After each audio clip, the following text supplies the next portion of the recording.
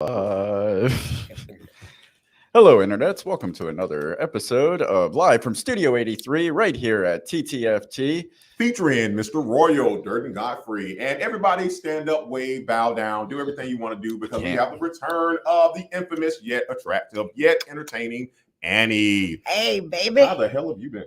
I've been gravy, baby. How have you been? Swell, and I've had mashed potatoes without the gravy. So we'll catch up on what Annie's been up to. But Dave, what do we have in store today?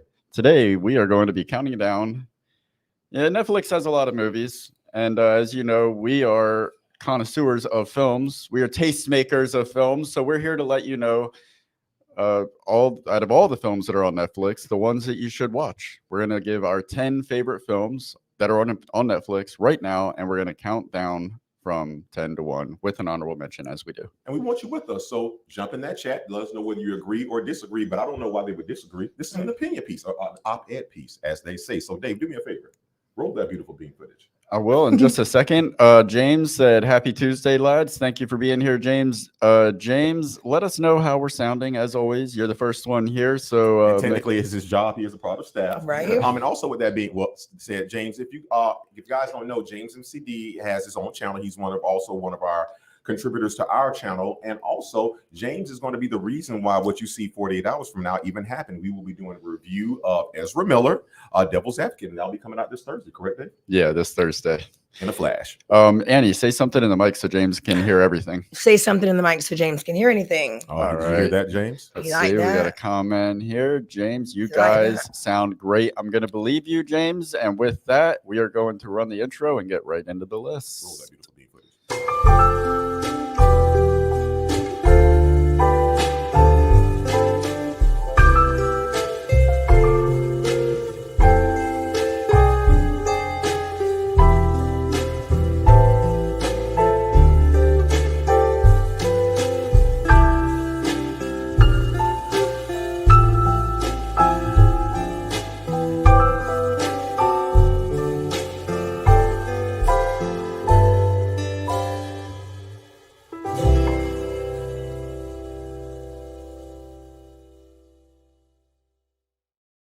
Really love that song. It makes me miss Mr. Rogers every time. Yeah.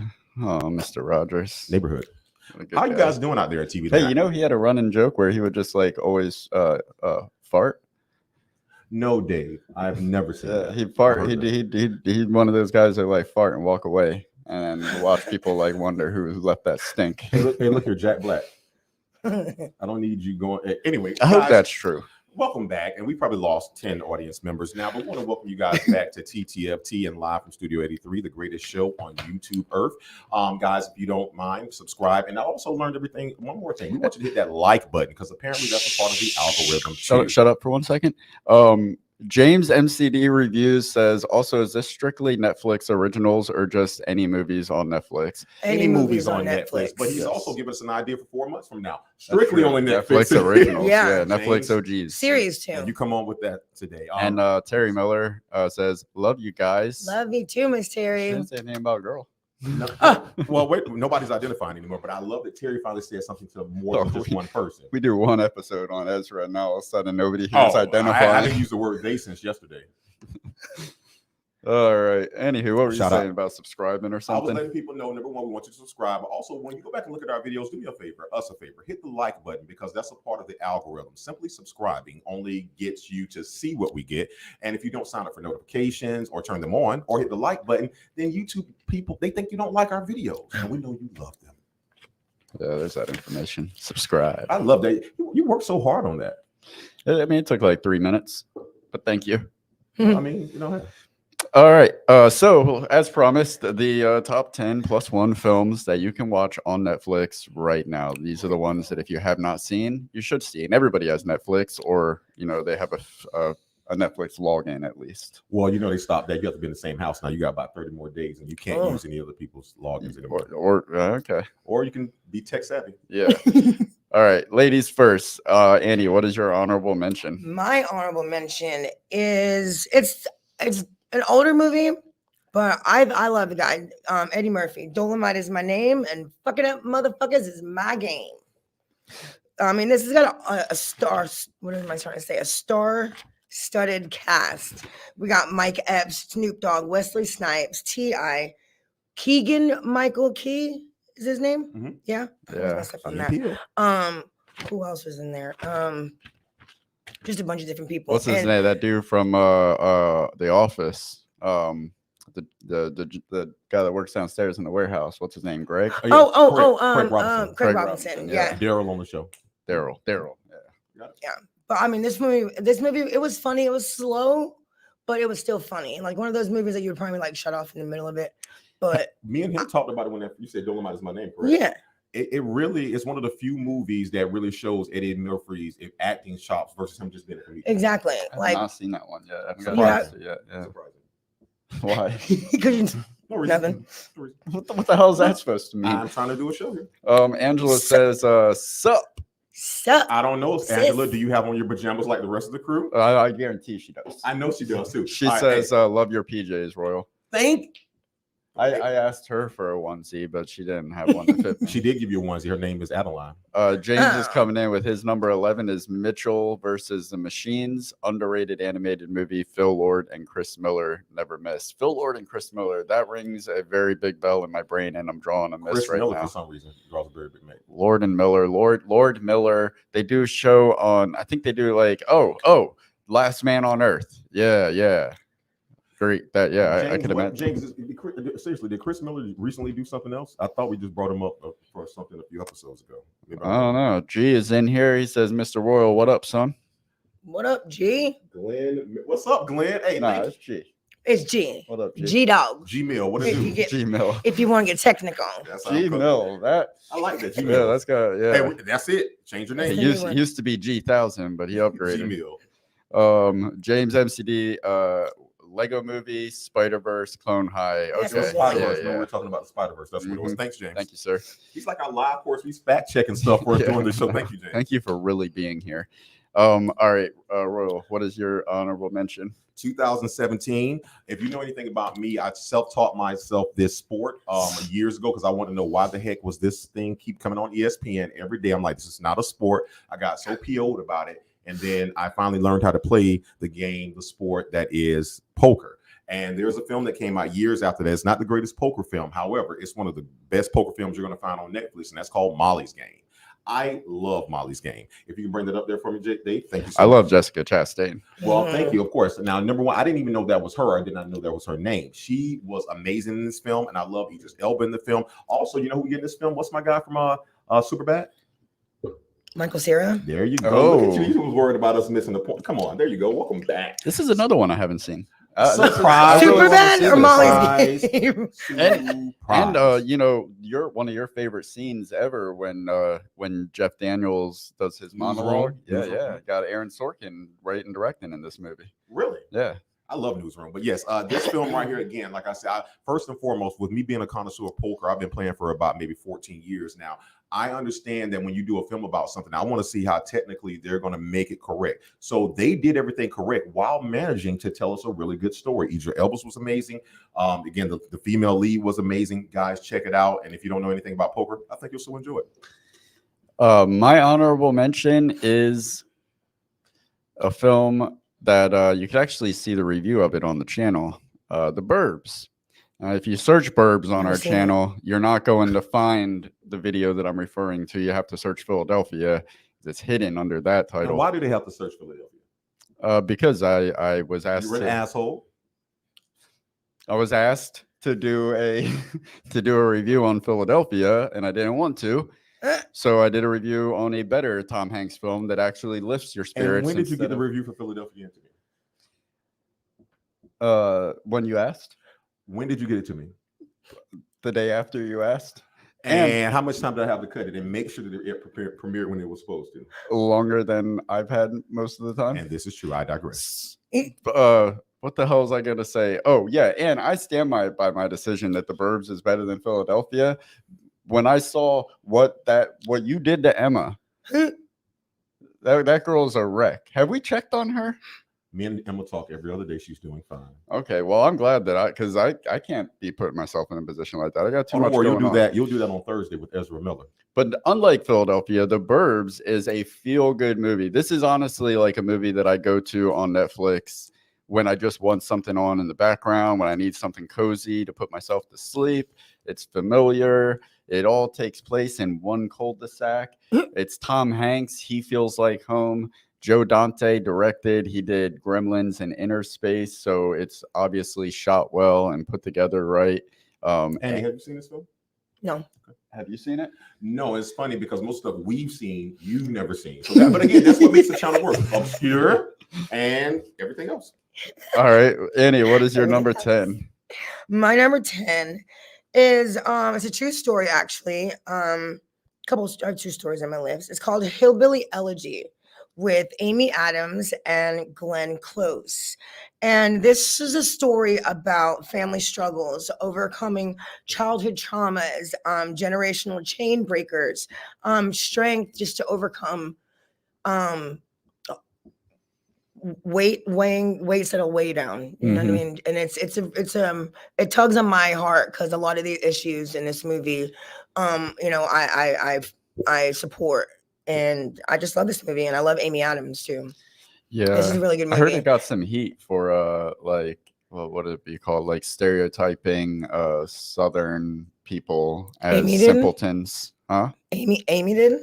Just the movie itself called. I think it did because it tried to stereotype Southern bumpkins as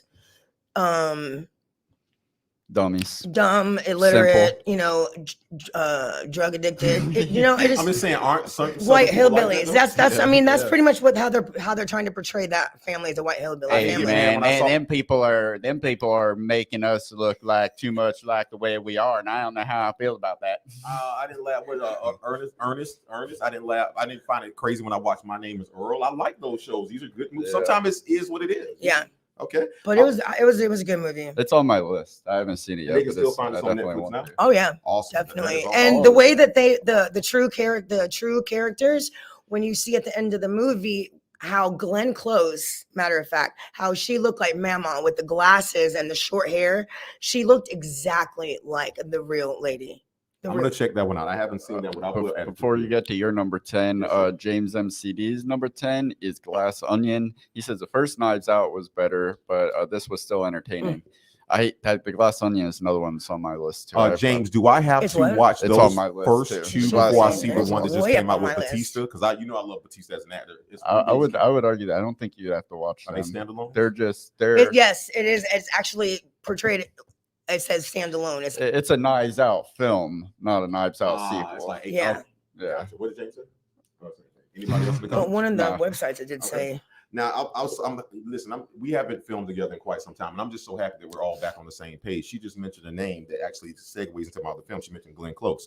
Well, Glenn Close did another excellent job with, I'm hoping I'm pronouncing this correct, Nomi Rapace. Rapace. I love her. Thank you. Girl with the Dragon Tattoo.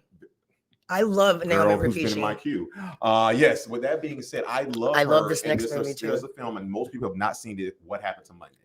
Now listen. Most times when I see films like Multiplicity, or anytime I see Eddie Murphy playing multiple characters or anything like that, it's generally a comedy or something slapstick. This was the first time I saw something that, like, it was crazy. It leaned into the society still saying so many people can't be born, this cloning is bad and all this other stuff. I'm not going to give away the film. All I'm just trying to say is, I don't want to hear anybody talk about range. When I saw this young lady play almost 7 different characters, a la what my guy did in Split, James McAvoy. She's playing all these characters. The plot works. Please go check it out before they take it off. I mean, I only see enough people talk about it. Have you seen it? No. Very, very good movie. You see, I'm going to kill someone on this Friday, but not What Happened to Monday. See what I did there? Yeah. And we are on the same page because I noticed that Willem Dafoe was in the movie that you just mentioned. Well, my number 10 is the Death Note remake that came out in 2017. And that little monster that you see in the right, actually in both of those pictures, is Willem Dafoe. He's in that movie. This movie is it's directed by Adam Wingard. He did the Blair Witch remake. He also did Godzilla versus Kong.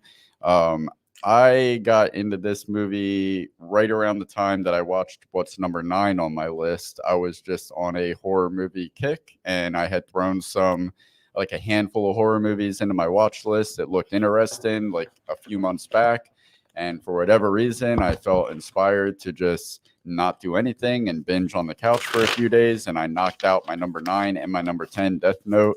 And it was interesting. It's a movie about if this kid gets this book, and Willem Dafoe plays like the keeper of the book, or like the it's essentially like a genie and the book is the device to make your wishes to the genie. But the only wish that you can make is to kill somebody. If you write somebody's name in the death book, or the death. What genre would you put this film in?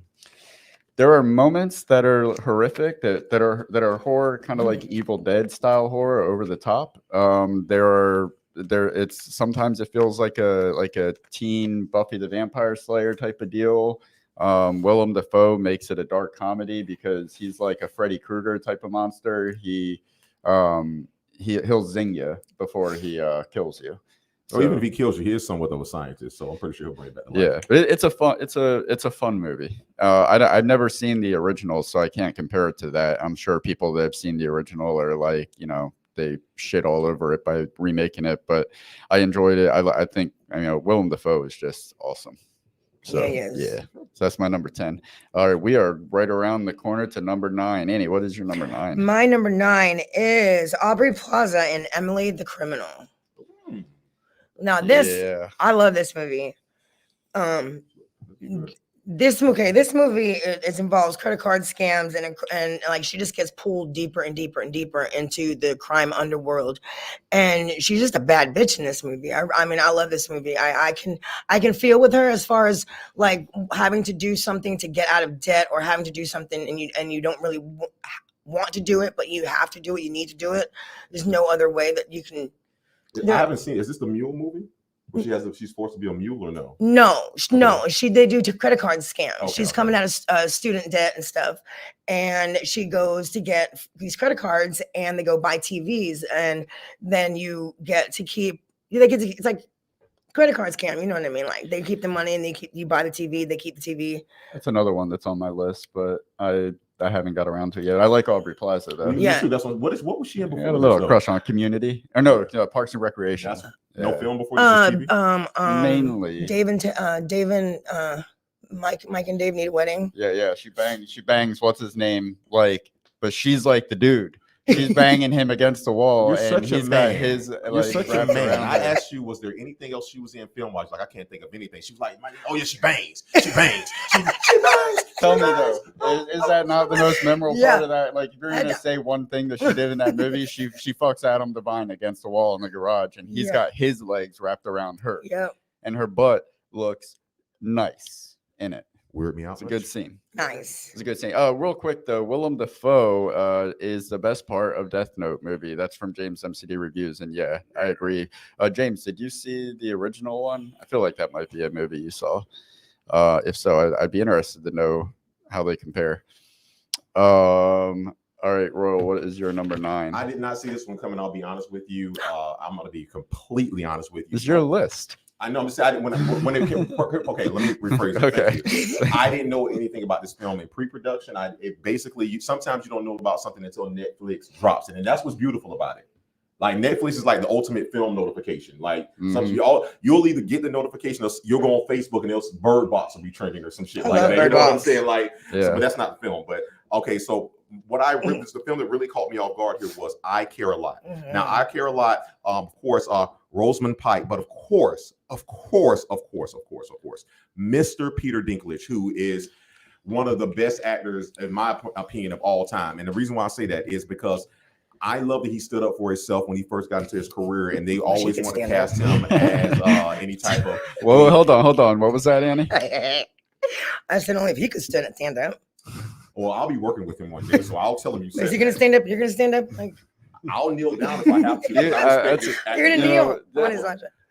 yeah, it's really wrong of you to bring this movie up in front of her. You know her. It's on my complex when it list. comes to. Oh yeah, that's It right, is on my yeah. list. It's so Oh, crazy yeah, how'd though. you You know like it? Yeah. what's crazy How about you- you saying it's wrong for me to bring it up that it's my list. So it's wrong for you to tell me it's wrong for to bring it up on my list, and it's on her list. And it's wrong for you to say that you haven't even seen it. It's on your list. Yeah, I haven't seen that movie yet. You know, It's I've seen good. an interruption. So now, with that being said, I care a lot. Again, Peter Dinklage in this film is amazing, but the concept is amazing because he also we're working so good tonight. We're talking about scamming. She has a little scam going on yeah, here she does. between the nursing home and don't get me wrong, I'm all about people taking advantage of the system, a la the gray area. But when you're dealing with people who actually have gray hairs and they're involved, Yeah. I'm not cool with that. I'm not Yeah. cool with Brett Favre did with the stealing of the unemployment. I don't like people taking advantage of senior citizens. Now, adolescents and kids, whatever, they got time to recover. Senior citizens, they're almost out here. Leave them alone. So, guys, go check out the film I Care a Lot. I mean, it's funny, it's serious, and it makes you wonder if you put your parent in a home, go check on them and give them a goddamn hug. Oh, all right. Now, I'm sorry. This is What the hell is going on, man? give me 1 second. I know we're on a time crunch here, and this is a slight deviation, but when you're talking about not laughing, like not taking advantage of old people, I think you've seen this before. I think you may have shown this to me. He's stalling guys out there in TV land. I just have What to. are is we looking that? at? I don't even want to. Oh What are you God. doing? Efforts to rescue an injured hiker in Arizona took a dramatic turn. I That's hate a living key in word Arizona. on Tuesday. A spokesman for the Phoenix Fire Department said a 75-year-old woman was being airlifted when the basket carrying her began to spin out of control. Oh, God. Officials say a Oh line used to my prevent spinning did God. not function Get out of properly. here, man. Get out. The woman So was let me ask taken you to a this. local Did you- trauma center for That's In evaluation. Phoenix, Arizona, I She hate. I used suffered, to we're live glad there. to Look say, up, no it's additional not even- injuries it's gonna from go the faster. rescue, but was I used treated to live there. for dizziness and nausea. I hate Yeah, Arizona. that's I a really do. 75-year-old woman in that thing. I fucking hate Anyway, I'm Arizona. sorry. Ugh, I'm sorry. it's hell. That was good though, right? That was. No, you don't care a lot. Yeah. I like to apologize to all my people out there. If certain people find these type of things funny online, then I don't know why. Mm. Offline, you're a good guy. You're witty. You do what you got to do, but you bring this stuff, this trash online. If everything that's going on out there, I'll get that with you later. So anyway, guys, go check on Thank I you, Care a James. Lot. And if you think Dave's a POS, and I don't mean Plymouth, whatever, hey, just check it out. Check it out. Michael Clinton says, "Yo." Hi, baby, bro. Hello, baby bro, Clinton. Mm. Oh, this will be neat. Oh, looks like we got Nope. nope. Nothing. They're All right. coming for us. Is They're that coming Chad? for us. Yes, not. Okay. Are they coming? All right. Moving right on to my number Sorry. 9. No, you're fine. My number 9. Anybody else put anything out there in the notes for 9? Nah. Okay. My number 9 is Gerald's Game. That's a good movie. Um, The dog part. Oh, this is, like I said, I watched this right around the time I watched Death Note. And what led me to this movie was Mike Flanagan. Mike Flanagan did Dr. Sleep, and I really like Dr. Sleep. And then that took me to Haunting of Hill House, which I binged over the course of like a weekend on Netflix. It was a great show. Mike Flanagan did that. And I'm like, what else did this guy do? So that led me to Gerald's Game. Mike Flanagan, I think, I know he directed Gerald's Game. Carla Gugino is nice to look at. And you can't go wrong. Like the whole movie, she's tied to a bed like Handcuffed. this and a little nightie. So it's like, even if the movie sucks, it's like, you still get Carla Gugino in a bed. You dug in this far. Why stop now? Bruce Greenwood is fantastic. Turns in a great performance, riveting. But the movie is just a real, like, oh, it is. whenever you tell me that you're going to have a whole movie take place with a woman tied to a bed and it's not going to, you're not going anywhere beyond that. Whenever that happens, it's like, I want to know how you're going to pull that off. Yeah. Come on in, Tim. As my cousin Tim, the other artist in the family back there. Hello there, Timothy. We're live. Come on in, man. No. Well, we don't do that anymore. That's for kids, man. What's come up, on man? around This way. Come this way. We're live. Come this way. Come by the sofa. Guys, if anybody's never, you want to meet a distant member of my family here from the, the royal family tree, the artist tree, Tim, come around this way and just stick your head next to Dave real quick. Yeah, Just wave your hand out. It's okay, man. It's live. They won't remember. It's okay. Just say hey. Hello. Oh, come on. He's coming in for a second. There we go. Guys, this is completely unplanned. I love to. You see, this is why we got to leave the garage open. This is my cousin, Timothy Miller. Not to be confused with Christopher Miller, who we were talking about earlier if we go to film. So Timothy, let me ask you this. What is one of the most favorite films you've seen on Netflix ever? So this is a reaction video? No, this is live. You can talk to the mic right now. What's one of your, and that's the camera. What's one of your most favorite films from Netflix? To be honest with you, Dracula, the series.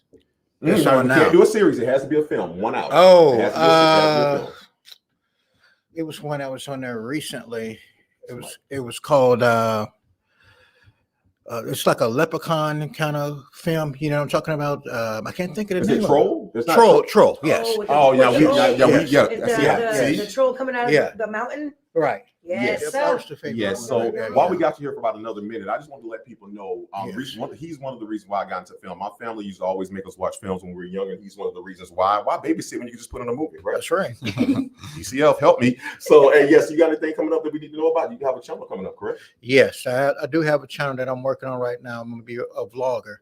It's kind of like a kind of twist a little bit because it's basically in this world of passport bros and all this negative stuff. It's going to be mainly about positive outlook. And I'll let y'all know. I'll get with my cousin, let him know what it's going to be. It's probably going to be next month when I start this vlogging channel. And it's just going to be on entertainment and what's going on with today with a little twist on it. Also with, I'm going to have guests on it via online as well. Awesome. So. Well, listen, we appreciate you stopping by. You're free to hang out. Hey, listen, we'll be seeing you soon, man. Hey, that's Timothy Miller, everybody. Hey! Thank you. Yes. James MCD's number 9 is Mank, The Making of Citizen Kane. The production design and cinematography was great. That's another one that I really want to see. Yes. James also said, I'm putting my list together in real time. That's Are you doing yours real time? Yeah. All right. So where are we at now? And then real quick here, G says, what was the movie with James Caan and when he was held hostage by the lady author after he crashed his car? That was Misery. Oh, what was the not on Netflix though. Not on Netflix, but that's one of the most realest things out there ever. I love freaking Misery here. So guys, again, please play along in the comments with us. Please put those films that you're going to be doing so we can make it happen. Andy, you're up next. Okay. All right, we are right around to what number? number 8. Number 8. 8. Oh, I love this chick. And this is also, no, sorry. This is based on a best-selling novel by Jessica Knoll, by her my girl Mila Kunis. Luckiest Girl Alive. Oh, it's a TTFT show on YouTube. Luckiest Girl Alive. Yeah, Luckiest Girl Alive.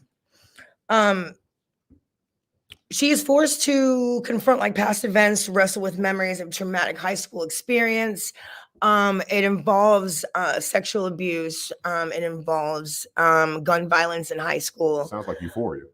It involves her trying to run away from who she was, but not run away from who she was. They want to make a documentary about what happened in their high school. But what really happened is that she got raped and she wants to tell her story.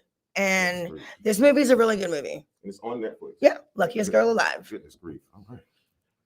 Oh my goodness. That is wow. Okay. Yeah, it's really good. All right. So here we go. So all right, guys, you heard it. Please check that out. And again, Annie, could you get the name of that title one more time? Luckiest Girl Alive with Mila Kunis. Angela just watched that last night, I think it was. Yeah, we were supposed to watch the other one last night on Sunday. You listen to yourself? Yeah. That just freaked me out. Gotcha. Thank you. All right.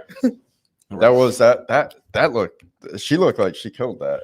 And it gets into some. I don't want to spoil anything for anybody, but her. No, I won't. I will not. I will not. No. Her backstory, what they go into with her back. I was like, oh man, this movie. I mean, it's in the beginning of the movie, so it doesn't spoil anything. You know what I mean? It tells about the backstory of the girl when she was in high school. Pretty really early on. Yeah. So it doesn't spoil it, because I just that. But then there was a little we don't talk about Kevin going on too. Oh wow. Okay. Oh, wow. Now that's not on with Netflix, their is friend it? that did the Yeah, shooting, that's on right? Netflix. I didn't Yeah. put that in. Yeah. That's that's Well, actually a Netflix original. We'll save It- that then. It's a really good movie. Right. Really, really good. We got some comments. Check Okay. real quick. Let's see. We are on number 8. And I got so that one for my sister-in-law, but I did James see it. Though. says, The Irishman, number 8. Mm. Not big into mob movies, but this was. I said, don't.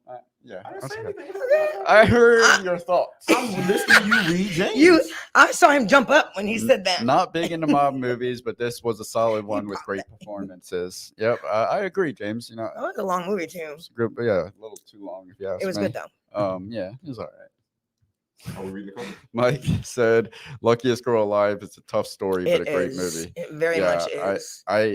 It was playing while I was working on the computer, so I only caught it peripherally, but it seemed like it got into some pretty Yeah. heavy stuff. It does.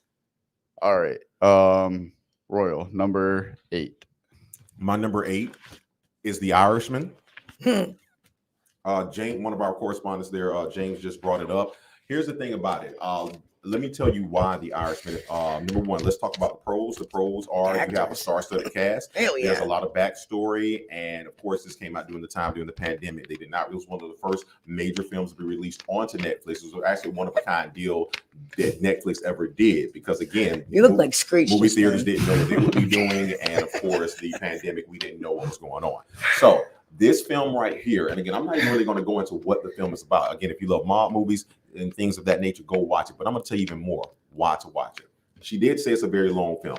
Yes, it is. It's about 4 hours, and I don't care because if I sit there for about 320 for Avengers, 2.5 for Bad Boys, 240, almost 3 hours for what was that, James? 3:45 Avatar. Avatar. There we go. So I've done all of that. So I'll say this. I really love this film because of the fact that I feel like I got Goodfellas, you've never seen it. Casino, you've never seen it. I feel like I've gotten all these things, and I finally feel like I got a closure from those stories. And it's Yeah. not the same story now, No. but you feel like, I mean, first off, this is one of the best films on Netflix right now because it's the only place you can find Joe Pesci at on Netflix. How about that? Home Alone. F that, man. I said Joe Pesci, not Yeah, that guy. I think Home Not Alone. Marv and whatever. I think Or Home Al Alone's Pacino on for that Disney matter Plus on anyways. Netflix. Come on. Yes. So again, guys, you have De Niro, Pesci, and they're using that Benjamin Button technology as well. There. Oh, they had the But I they had the promise actors you, age backwards. If you are a fan of true acting and you're a fan of, you'll never get this again. You have Scorsese really doing. He had to almost ask Pesci to do this almost 30 to 35 times, and finally Pesci said yes. So guys, All right. Okay. I say F you with Netflix and they F you with the movie theater. They F you, they F you, they F you. So guys, please go check it out. I promise you will not regret it. And if you do, hey, it's just 4 hours out of your life. You're gonna die anyway one day. I will give you save three and a half. Give me anything because you've not seen any of those. Save. Why don't you give me your Give me what you next got. Give number? me. I am. I'm trying to. My number 8 is a movie that will give you everything that The Irishman gives you in half the time. It's a classic. It's Reservoir Dogs. It's Quentin Tarantino. I mean, need I say That just more? got on Netflix like 2 days ago. Huh? That just got on Netflix like 2 days ago. And how lucky we are. What a blessed day. Right? This has, I don't even have to say. I mean, this is So a mad. classic. I will say my personal experience with this is that, like, I didn't see this. It's Quentin Tarantino's first film, but I didn't see it first. I saw Pulp Fiction first, and I was like, "What else has this guy done?" Went back and watched Reservoir Dogs, and Tim Roth and Michael Madsen are so good in this movie, and just that scene with Michael Madsen with the stuck in the middle with you, with the cop and the ear. It's an iconic movie, and I'm happy that it's on Netflix and you just watch it whenever you want to. You said all of that without saying what you said to me after I told you I had never seen Jackie Brown yet, and I'd only seen Pulp Fiction. He was like, "Man, if you love Pulp Fiction, you got to get the backstory because it's loosely tied to Reservoir Dogs." Mm-hmm. But you didn't mention that right there. I don't remember saying that at all. You did. It's like 12 years ago. You said you're like, because you were talking about the outfits. That You don't fucking remember? Oh yeah, no, God, yeah, that's come true. on. That's true. I did say that. Fucking Yeah, 12 the years ago, outfit. David. Jesus. That's the fucking problem, man. What's wrong with you?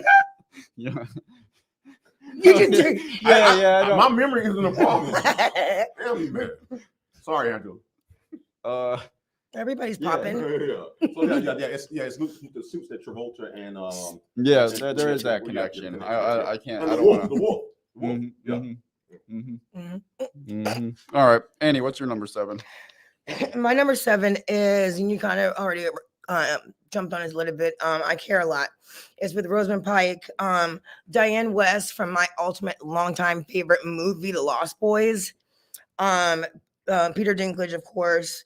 And Rosamund Pike also won a Golden Globe for Best Actress for the motion picture and comedy, because I don't know why they classify this as musical and comedy.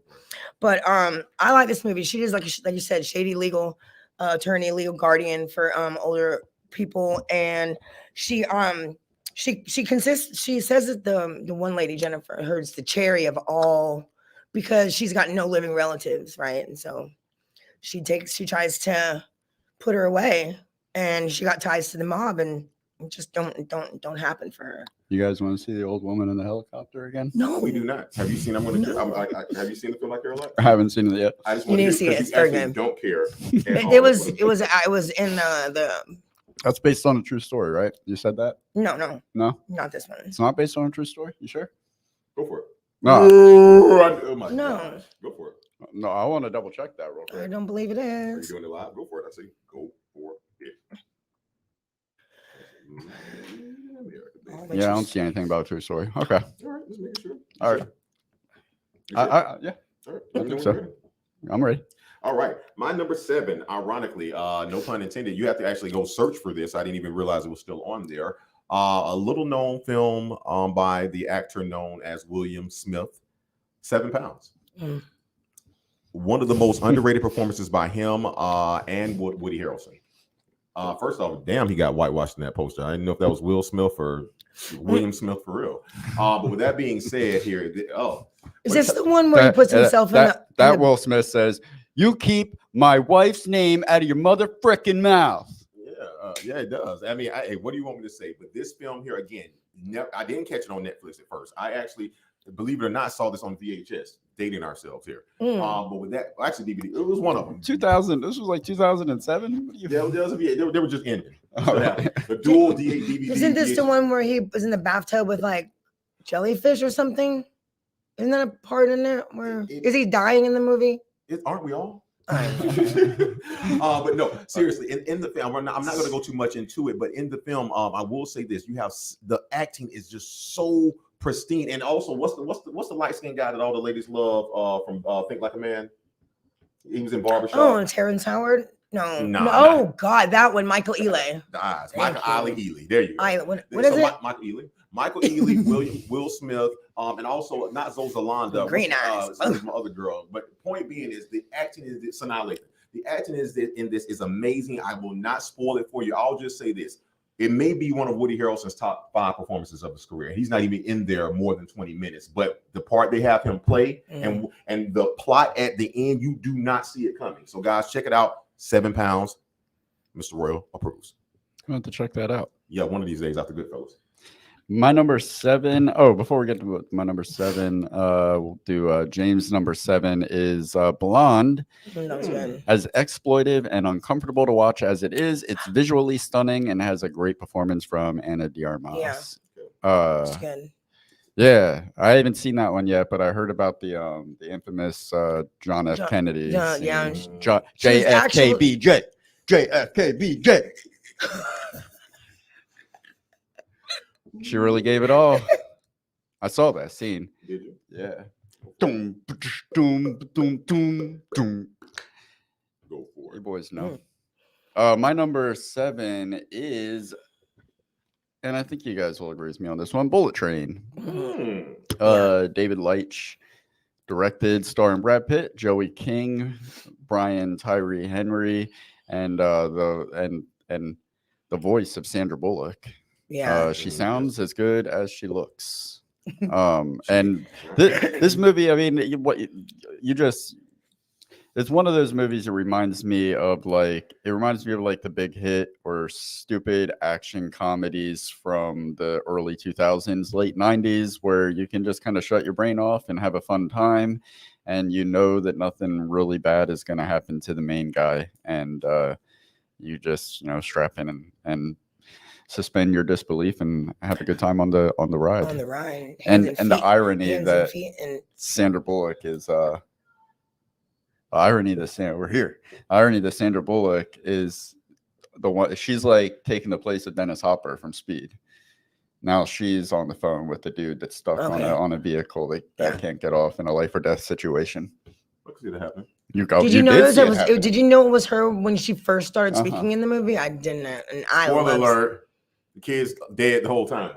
Guys, hello. What are you not supposed to know that it's her? I've never seen the movie. Yes, you have. No, I haven't. Well, then I call bullshit on you for like 4 episodes. Oh, Bullet Train? No, I said I have to see it.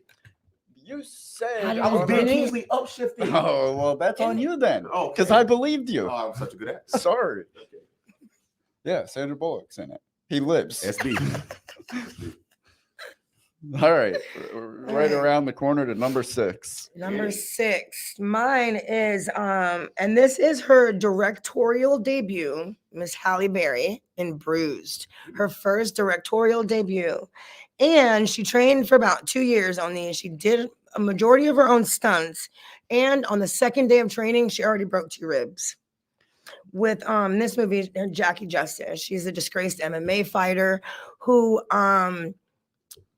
kind of has to like jump back into the game, sort of say, to try to like raise her son that she abandoned a long time ago.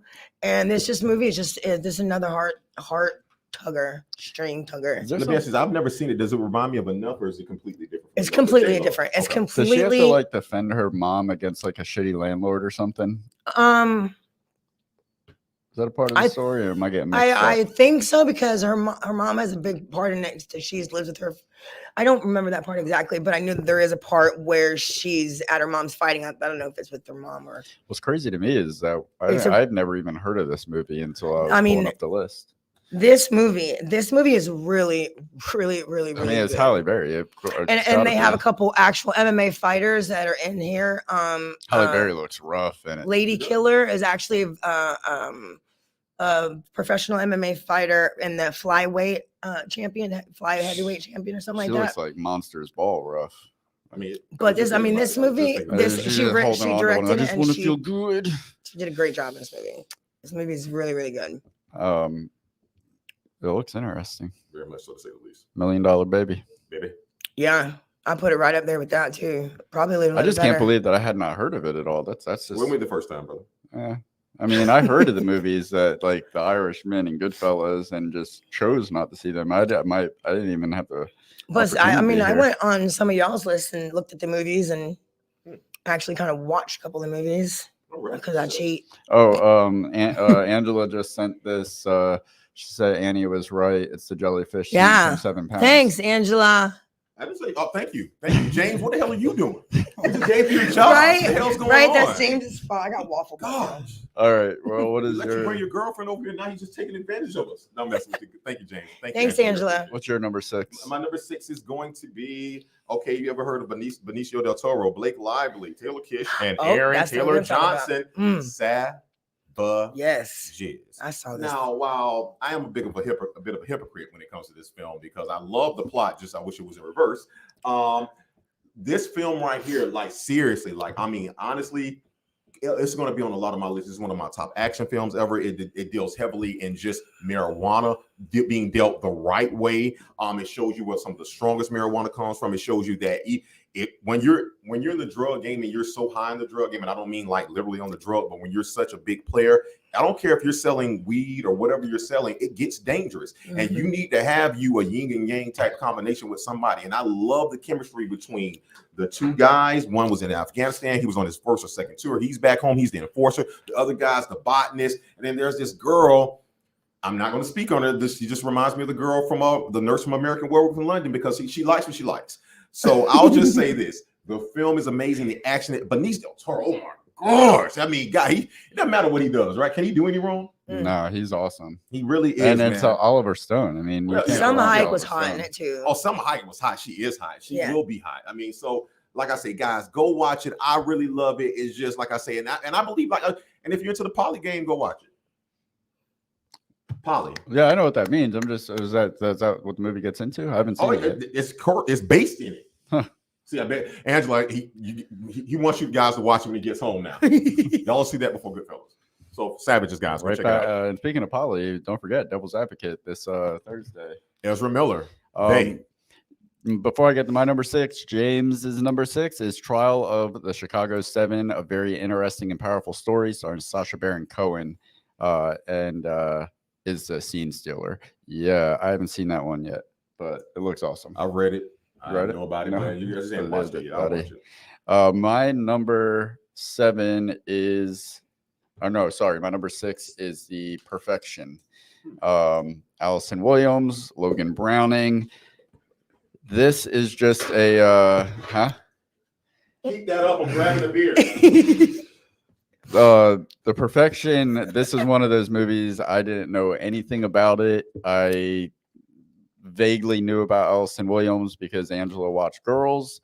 But this is one of the movies that the trailer or the little scene, the snippet that they give you, the teaser on Netflix, reeled me in. It just looked trippy. There was a scene where Logan Browning is seeing the bugs crawling up her arm, and they pull out a knife, I think it was, or something, and say they're going to have to take her arm off. And I'm like, where the hell is this movie going?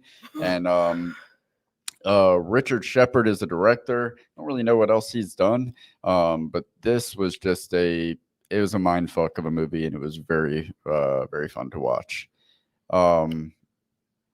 Right, we are in the top 5. Annie, what is your number 5? My number 5 is your favorite woman, Sandra Bullock, and it's on The Unforgivable. Oh. Have you seen the movie? No, I want to. David. It kind of just came and went. I just forgot. What are you talking about? No, it did not just come and go. I saw the trailer. I was like, oh man, she looks like this she came gets. months ago. Yeah. Yes. Oh, go figure. Listen. She in trouble? She's in trouble. She needs to get out of it. She got out of it doing 20 years in prison. Oh, is it Ocean's 8? For a violent charge. Really, it's definitely not Blindside. Listen, so she did 20 years for a violent charge. She tries to re-enter society, and with people judging her, people criticizing before they listen. And right here, what this says, and I like what this says. It's a story about the sins that people carry and the challenge of living with them in a world that may never let someone else put them down, or even after they paid their debt to society. Now, for me, this really hits because I've been locked away in prison. I've come out to society and changed my life. And society still will judge you. Society will put you down. Jobs, you can't get jobs anywhere. It's hard to get, you know what I mean? Like, this story really hit home because, she protecting her family as far as what she did in the movie. And in the end, she really took sacrifice for her family. That's what I should say. And this movie is just, it's just a really, really good movie. And for the audience, again, what was the name of it? The Unforgivable. I want to check with it out. Sandra Bullock, Viola Davis, Vincent D'Onofrio is in it. Yeah. Oh yeah, one of my favorites. Who else? Tom Geary from The Sandlot. Really? Who was he in The Sandlot? Was that Vinny? It wasn't Vinny? Not Vinny. It was the white kid that moved into the neighborhood that they were trying to teach baseball. Who lost his dad's baseball? Yes, him. But when you see him in Unforgivable, like if you put a clip up to it, you wouldn't even recognize his face. And I'm sitting there watching it over again, and I'm like, I know that guy from somewhere. And I looked up the cast, and I'm like, dadgummit, that's the guy from Sandlot. Like something I want to see. Me and David. But it's a really good movie. When I was hearing you talk, I was thinking about that line from the Tilda Swinton others in Doctor Strange when we talked about the other day, Stephen, we never lose our demons. We only learn to live above them. Mm-hmm. And I think that was a very nice line. So yeah, I'll check that out. Very good movie. Unforgivable. My number 5 is going to be, listen, here's the thing. I grew up watching Jackie Chan, and it's always been action-packed and all this other stuff. And the reason why I really love the remake they did of The Karate Kid, because it was the first time in my life where I actually saw the acting chops of Jackie Chan. Now, he may have did some stuff before that, but as far as an American film watcher, I hadn't seen any of his at range when it comes. Even with Rush Hour, I didn't see the acting. When he did The Karate Kid, I'm like, oh man, he needs to do something else that really shows me these acting chops. I hope they give him a chance. And then came The Foreigner. If you guys have not taken the opportunity to see the film The Foreigner, oh my gosh, man, he He's still doing his own stunts at this age, and but his acting shines through. And what I really love about this film, the action sequences are so amazing. And as far as what they do is they tailor it to where, listen, he's not jumping from buildings anymore and all that other stuff, but it's almost like, put it this way, Liam Neeson could never at this age, the things he's doing, and then his acting chops, guys, and the story, the story's been used before, but the way he just delivers it, and it's almost like MacGyver meets Mr. Miyagi meets Taken meets Give Me Back My Son. What was that movie with Mel Gibson? We kept talking about Give Me Back Ransom. So it's like it meets all those things. So guys, please go check it out. The Foreigner, you will not be disappointed. It's rated R too, which is crazy. I don't think Jackie Chan has ever done like he's usually slapstick kung fu type of style. There's comedy in it. That intrigued me when I saw the covers. Like, damn, it looks like Jackie Chan is getting serious. And if you don't think Jackie Chan, it didn't happen in this film, but if you don't think Jackie Chan's almost brought me to tears one time, and it was, again, we're not talking about it, but it was in the Karate Kid remake when he was Hilary Swank. No, not that one. No, the one with Jaden Smith.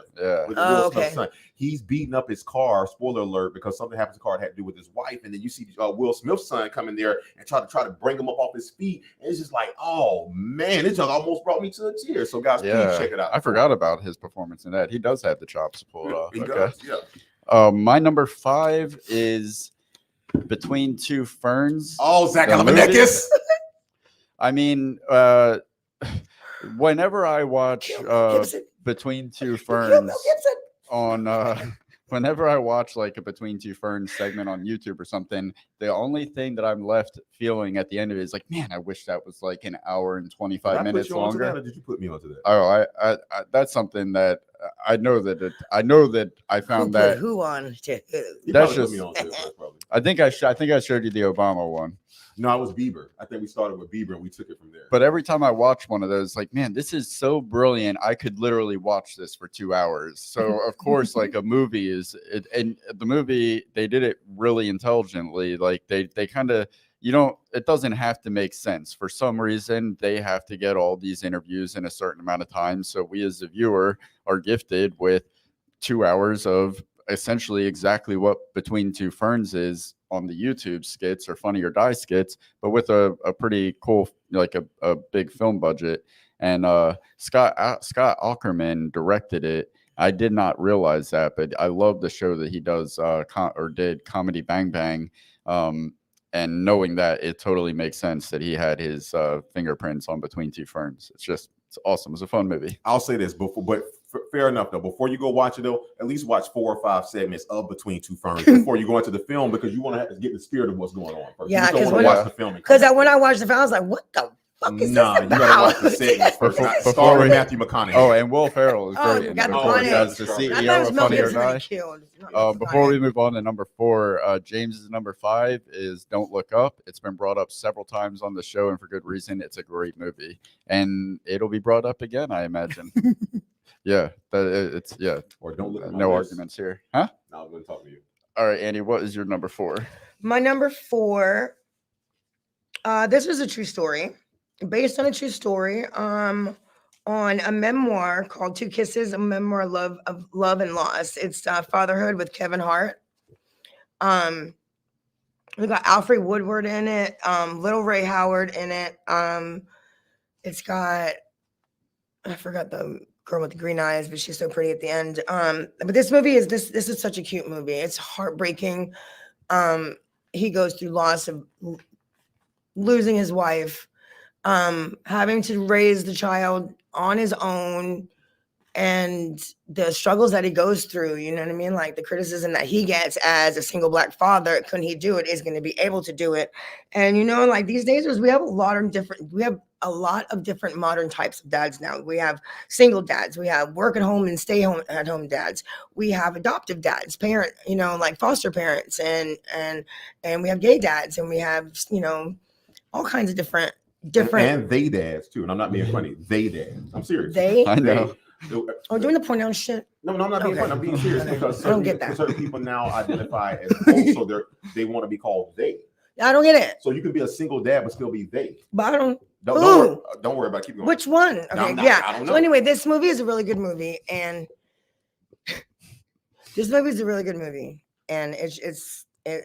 it What's the ratio of comedy to drama? Okay, well, in you know how fatherhood? Kevin Hart, when he does his, like, he'll be.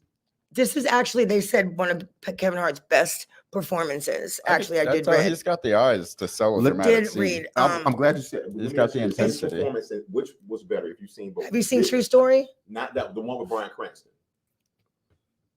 Well, Bryan Cranston's a quadriplegic in a wheelchair or something like that. And Kevin, I haven't seen the film, but they said his performance in that is really good.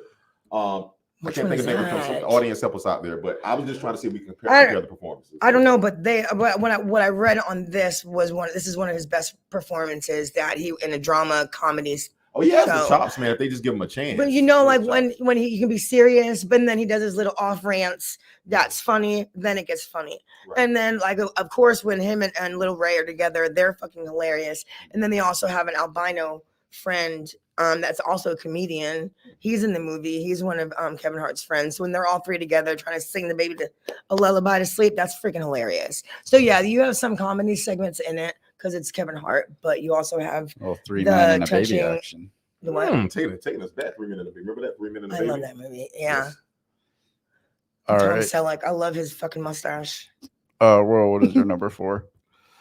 It is not often, and I'm not stalling here by the way at all. It's not often that you get a chance to see certain films. And here's the thing, David knows this. Like we talk about this all the time. Remember when we were one of the first things I told you I loved about film was that I loved, and Quentin Tarantino was one of the first directors I saw write about this. He was like, how you really draw people's attention out in art is to do something abstract and do something different. So if you're doing a film that's not necessarily based in urban satire, and it's a film featuring non-urban cast, if you play an urban score during a certain part of the film, it gives it a different feel, and vice versa. If you're doing a film that's basically set in an urban atmosphere and then you play Mozart or Beethoven, it's like it becomes art. It's a meshing of the world. So when you take down an all-black cast and you put them in the Wild Wild West and you get something called The Harder They Fall, I was intrigued. And the fact that they actually pulled this off was amazing. I mean, you got a star-studded cast from Idris Elba to Regina King, and I'm missing so many people because here's the fact: I want you, Jonathan Majors, new nemesis. I moved on. The fact that they're in the same movie, I had to move on. I feel like he's Michael B. Jordan's new nemesis too. Like we're both fighting. The enemy of my enemy is my friend. Smokey from Friday. Man, let's jump him. So, but no, guys. Here's the thing: it's like I've seen them have white people play gangsters before, and it doesn't always work. But I've seen Gangs of New York. I've seen Italian mob movies, so it can happen. It's rare to see a cowboy gangster that's black. Correct. Well, if you watch the movie Nope, and then they understand about the first cowboy movie film, black.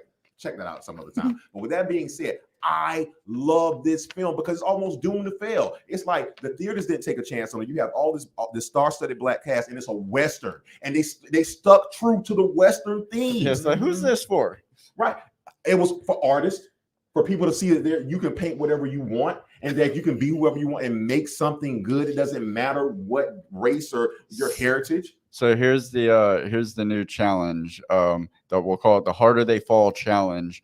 So if you're a white guy that's about our age, then you probably have a dad that's about late 60s, 70s, and that dad probably loves John Wayne films and old westerns and spaghetti westerns and stuff like that. For Christmas this year, for the Harder They Fall challenge, get your dad this Western film and just present it to him as nothing more than a new great Western film. And you'll find out, does your dad really like Westerns or does he like old Westerns? I'll just leave it there. The good old days. The good old days. And one last thing, shout out to Lakeith Stanfield, one of the best actors and most underrated actors out there right now. Again, his talent is really up there. I really respect what he does. So shout out Lakeith, guys. Check it out. The Harder They Fall. Yeah, that brings it back. Lakeith Stanfield was in Death Note. He was one of the main characters in Death Note, and he's the scene stealer in Death Note, right? And he's in it with Willem Dafoe, and he's the scene stealer. Remember, Lakeith was also in Snowden. Who the hell is his agent? Remember, he played the guy that sign language in Snowden. He's and Snoop Dogg and Straight Outta Compton. Who is your agent? Martin Scorsese did Irishman, right? Mm-hmm. All right, I'm gonna put Martin Scorsese on the list again. My number 4 is Shutter Island. Love it. Leonardo DiCaprio, Mark Ruffalo, one of the coolest, most heartbreaking endings to a movie, a twist that would make M. Night Shyamalan go, what? What? And it is a long movie, but it's the slowest burn I've ever seen, but it pays it's off. immersive. It sucks you into the world, and you're in it for so long that by the time what happens at the end happens, you feel right there in the main character's shoes. It's very effective. Shout out to Mark Ruffalo for saying so. I got to be on screen with Leonardo for how long? It's almost the whole movie. I'll do it. I got to tell you, man. He held it. This Martin Scorsese guy. Yeah. He knows what he's doing. What he's doing. Remember that name. Remember that name. This dude's gonna do some good. Do something one day. Yeah. All right, that brings us into the top three. Top three. Make sure I didn't miss. I feel like. Okay. Yes, I thought so. Here. Yeah. James's number 4 is Guillermo del. I need everyone here to help me with that. It's William in Spanish. Thank you. I have a. Guillermo. Where's Emma when you need her? No, John Leguizamo. John Leguizamo. Yeah. I was so mad at nobody got that. Okay, I remove it. Love you, Emma. Hey, vendettas. I have to. I'm sorry. It's funny. Still love you. All right. How do you say that, Annie? Guillermo del Toro. Guillermo. Guillermo del Toro. Pinocchio. Of the 3 Pinocchio movies released last year, well, let's say that's redundant. This was easily the best. I could imagine that because I bet he went back to the source material and ignored. And it's Guillermo del Toro. If they're going to do 3 in 1 year, then I'm telling you, I'm going to do my own short story about Pinocchio one year called Who Knows? You know what else Guillermo del Toro did, right? You know what else he did? A lot. The Strain. Oh yeah. That's all is forgiven because we love The Strain. Yeah. We will when we start our except for the kid. The kid can get it. The Strain. That's the same kid. Jurassic World. Jurassic, one of those Jurassic. You know, I've never thought about putting my hands on a kid before, but it got me close. And I'm talking about in a physical way that's not going to get me on a list. It's going to get me in jail for harm and violence. All right, we are in the top 3, right on schedule. Annie, what is your number? What's your number 3? My number 3 is Glass Onion: A Knives Out Mystery. Now, we've been saying all night long, star-studded cast. Like, come on. Daniel Craig as Detective Benoit Blanc, Edward Norton, y'all's favorite, Kate Hudson, Catherine Hahn, Janelle Monáe, Dave Bautista, Leslie Odom Jr. I can go on, but sounds like we got Captain America, American History X, and James Bond all in the same. Yes, seriously, in the name of America. And that's exactly how the little roller coaster brings you on. You got the character that's the Marvel character that's gonna like hurt somebody, and then you got the mystery, and then you got the murder, and then it just turns all the way around, and it's really a murder in there. Is it like a whodunit? Is it like it's a murder mystery? It's got to be. It's right. It's a Knives Out tale. Let me ask you: does it even come close to Clue? Come on, Clue is not. Clue is Angela. It's better than Clue. Clue is a great. I never saw is a great film, but it is not critically acclaimed by any means. Only the game. All right, it's the nostalgia and the love for Tim Curry and Christopher Lloyd that helps Clue not die where it should have died. Most successful movie based off of a game in life. How about you? Show some like respect. fucking What's the bar for that? The most I can successful. give so many What's other the other games. movies that are based on games? Mario Brothers. Remember that? That sucked. The new one's coming out. The new one's coming out. Doom sucked. Mortal Kombat. Resident Evil, let it ride. Max Payne, Hitman. Max Payne with the guy, the shorts, the Funky Bunch guy. Nah. Okay. Let's keep going. Don't get me started. We'll just move on. What were we doing? What were we talking about? I was telling about Glass Onion. That got us going. Oh, okay, yeah. I mean, but it is a murder mystery comedy. It's just. I think it was better than Knives Out, actually. A little bit. It was a little bit more action. It was more action in the movie than in how the many first endings does it have? How many endings? Yeah. Three. The king Three. of the alternate ending. So 3. It has. It does. James, I know for You a think fact that it's going to end this way, you've not then it seen tells you Clue. no, it's going to end this way, Get your and girl, actually, grab in some reality, it was popcorn. that way. Go watch. 3. Thank you, James. This movie is bomb. We're skipping to James's number 3 right now. He said, "Tick Tick Boom." Andrew Garfield's second best performance of 2021. A very powerful Is that on and Netflix? entertaining musical. Tick Tick Okay. Boom. Yeah, I've heard about that. I've seen a lot of these.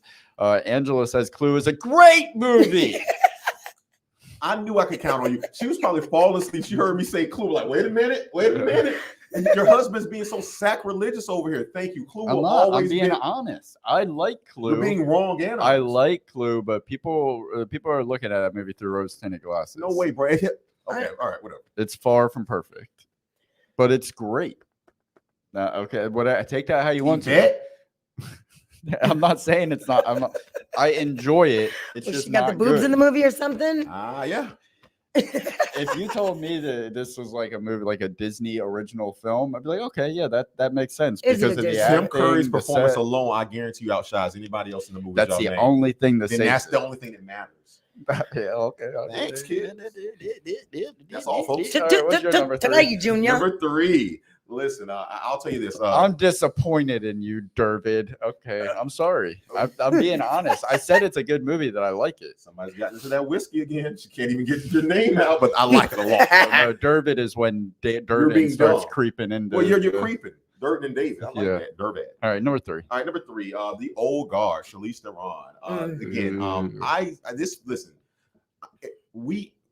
there's so much freaking content out there nowadays that it's rare that I find something that really catches me, and I'm like, okay, because you got about 5 to 10 minutes to catch me nowadays, and I see a female lead, I'm like, okay, whatever, blah blah this. I love Charlize Theron's work, but then I'm looking at it, and I'm like, what can they tell me that's new? Charlize Theron's work, I love her work. What can you show me that's new? But then I saw this, and while the story wasn't new, it was entertaining. The action was good, and you know what did Angela say? She still was falling asleep. Thank you so much. And we're almost done here, Angela. You can make it to the end. This film right here, and again, it captures you in. It's believable. The storyline is good. My guy, I always mispronounce his name. Chatwell from my guy that always usually performs with this. He's an amazing actor. This film really has a premise on it. Here's the crazy part about it. It came out, if I'm not mistaken, about 4 to 6 years ago. People have been online screaming for a sequel for it. I think they may do it, but guys, please check it out. It's a little bit different, but hey, it goes, man. What was that movie called again? The Old Guard. Old Guard. Yeah. I asked you to watch that. I know you hadn't seen, but I did ask you to watch it. What I did instead was I watched Cinema Sins, Everything Wrong with the Old Guard. Don't do that. You can't watch that first before watching the film. I did. Why? Because to make sure that there wasn't too much wrong with it to waste my time. And they made a good point, which I'm curious how that played for you watching it. Like the stakes aren't really there because they can't die, right? The stakes are there, and that lets me know he didn't watch the whole effing film. I've seen that channel before. They skim the film and give their review. And in fairness, guys, I didn't watch all of it. Then why are you talking about all of it? Not you, them. Come to our channel if you want a full review. Keep it going. All right, my number 3, and I don't want any pushback on this. It is a film. It is an experimental film. Bo Burnham, Inside. I tried to look at this shit last night. All right, hold on. Don't. She's giving you pushback, Dave. Don't. I showed you some of the outtakes from this, that white woman's Instagram.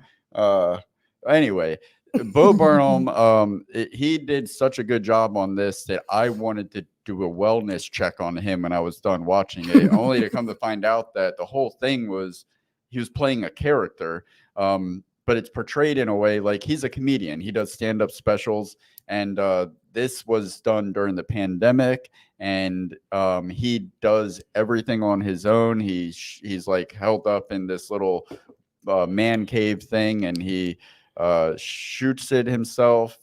He brings you into the process of putting it together. It's a little bit of a musical. It's a little bit of like just waxing philosophical. It is a mental journey through a man that is breaking down through isolation of the pandemic and being quarantined. I really hope this is one of those films that you really watch and you really like, and not a film. I love it. Let me finish. That you're not saying just to sound smart, because No. I know you're smart. So No. you don't have to subject yourself. to doing I stuff showed like you this. these videos. When you said last The night. last we were time filming we were last night. over here. We were filming Ezra Miller last night. No. It was like another time before that. So that's not. I was playing you the songs White Woman, Instagram. I'm doing them here. 5 years, still you. You did still play me that, but I'm not still gonna. here. I'm not. What's the word? I'm not gonna. what's the word? Give any credence to that. You didn't. You're play not that. gonna. It's- I'm not gonna no, co-sign that. And I'm bullshit. not pandering to anybody or He's not anything. co-signing Bo that. Burnham. I mean, if I was pandering, it would have been in like an honorable mention. It would have been. Okay, I It's believe my it. number 3, and that's only because my number 2 and number 1 are fucking amazing films. But this movie was done by one guy, did everything, and it looks fantastic.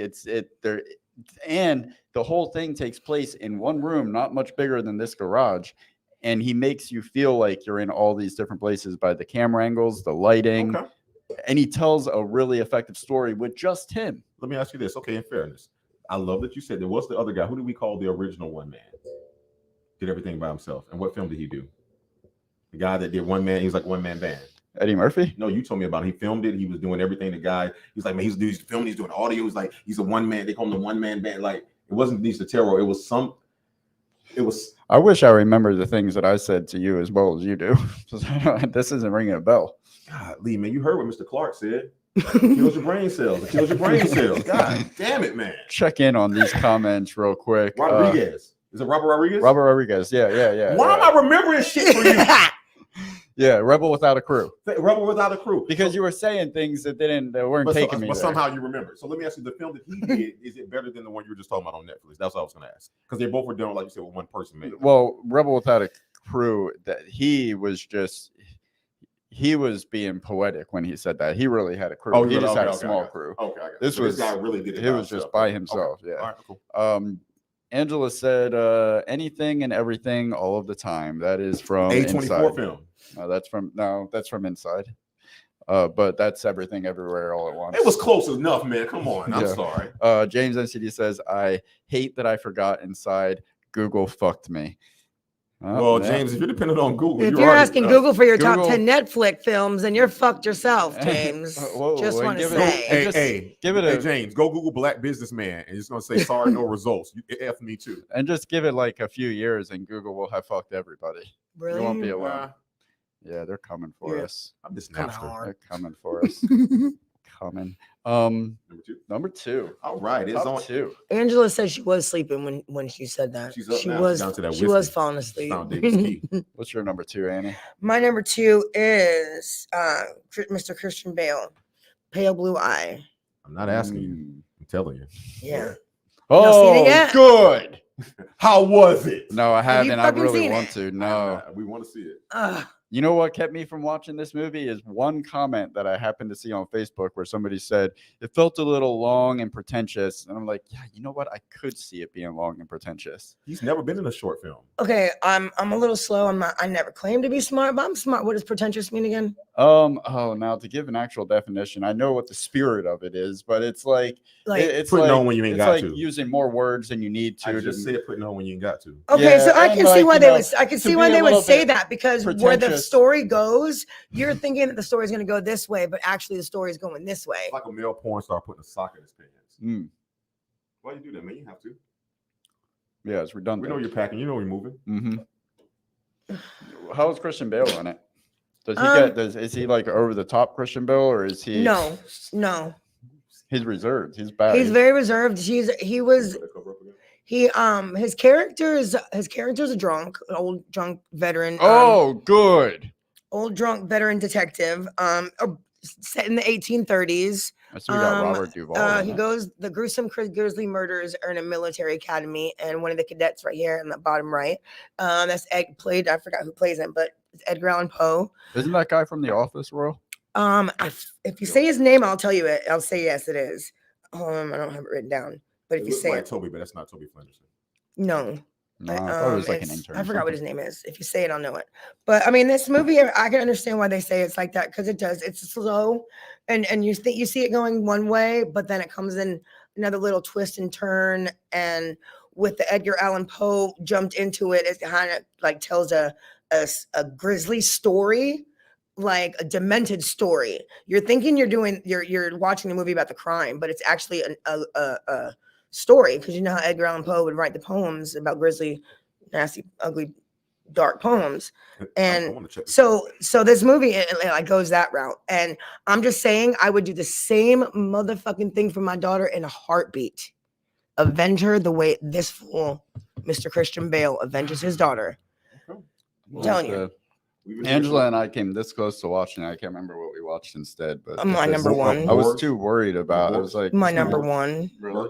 I think. Oh, you think it? Oh no, No. that's not. We But haven't got listen, around this to it movie, yet. I'm telling you, when the ending, when you will avenge the same fucking way Christian Bale does it, and I'm telling you right now, this movie's good.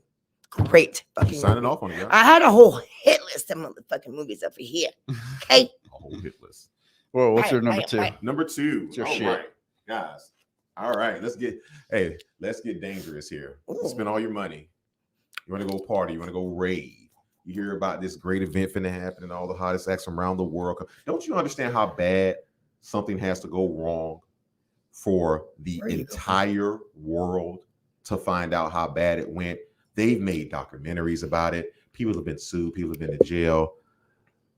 I was The wondering about Fire this. Festival. Guys, let me This- help you out real quick. Here's what's crazy about this. There's two separate documentaries from two separate companies about the Fire Festival on Netflix. It's the gift that keeps, I'm going to take the glasses off. It just keeps on giving.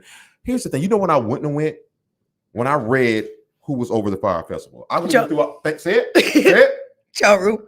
You can scheme through all the names. Draw rule. Murder ain't my earth. Menage! I ain't heard from him. He seems to be looking for that Menage from Fast and Furious. Now let what 50 Cent did to him ride. And I know you're like, what the heck does this have to do with the Fire Festival? Because birds of a feather flock them together. Billy McFarland was a Ponzi scheme, a young Bernie Madoff in the making. He got called out for it, even when he was out on bail from being sued from going to jail for the Fire Festival. He starts coming up with another scheme. He's selling Beyonce tickets. He will move that product. Y'all ever seen the film Paid in Full when old boy was like, well, it was heroin, weed, whatever. I just see, I just like I'm Jordan. I just gotta sell this. He has to scam. That is just who he is. It is in his blood. I mean, technically, we've been scammed a long time by colonizers, but whatever. He still has to do it. He can't get it out of his blood. So, guys, the Fire Festival, they take all these people, and I really didn't mind. You know why I laughed at it a lot? I was going to say a lot of people's hard-earned money. A lot of it was passed down. Really. Yeah, these kids could afford it. Right. If you're buying anything based on what an influencer on Instagram instigated you to do, Right. yeah, go fuck off. I'm gonna tell you who I do want to give a shout out to. Shout out to that crew that initially went down there and shot the actual original commercial. The people that was a great idea. That was a great idea. They were like, hey, all we gotta do is pay all these models, come down, shoot it, everybody will be there. And that's why I'm telling everybody to watch this film, because it's exactly what's wrong with the world now in social media. They literally thought, because they saw that commercial with Bella Hadid and all these top 10, 15 models and all these islands. We're on Pablo's Island, or Edgar, whatever, Pablo Escobar. They thought that they would just be randomly walking around, smoking a doobie, drinking a Cosmopolitan. They couldn't even Bella fit them Hadid on would the be like, island, hey, right? you want to reach around? Hey, you want me to massage your shoulders? It's the Fire Festival. You dumb fuck, to quote Eddie Murphy. Stop thinking that. This is the real world. So point being is, people do that all the time. I'm not going to blame the Fire Festival. What I do blame them for, I blame Billy McFarland for taking advantage of the people of the island. All those people who put in their work that did not get paid. That's the sad part about this. Those people can't get lawyers to sue. Those people just have to charge it to the game. Did you watch the Netflix one, Fire, or did you watch Fire Fraud on Hulu first?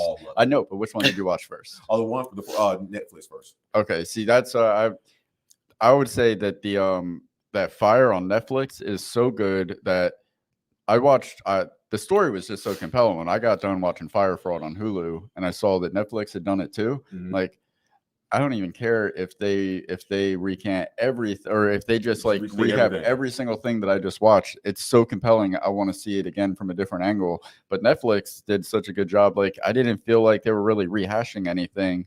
Like, you could watch even if you already seen the one on Hulu. The one on Netflix is worth watching. And to me, and like I said, I'm gonna end it on this with this documentary, is the fact that I felt bad for so many people, but to see that lady who had that cooking that license, and she was a chef and she was making all these meals, and she basically said she put her everything into this, and all Billy McFarland has to do is do a tax write-off and start another business.